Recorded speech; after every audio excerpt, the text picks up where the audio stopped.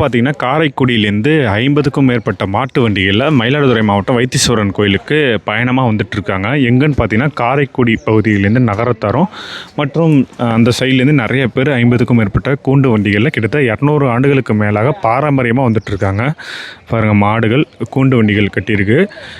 அப்படியே இப்போ ரெஸ்ட்டு நைட்டில் தான் போவாங்க. இப்போ பார்த்தீங்கன்னா ஒவ்வொரு கூண்டு வண்டிக்கும் ஒரு நம்பரு, அதோட லாந்தர் விளக்குகள், ஃப்ரண்ட்டில் ஒன்று பேக்கில் ஒன்று அப்படியே ரெடி பண்ணிகிட்ருக்காங்க. இங்கெல்லாம் ஓட்டாளி உட்காந்து ஓட்டுறது.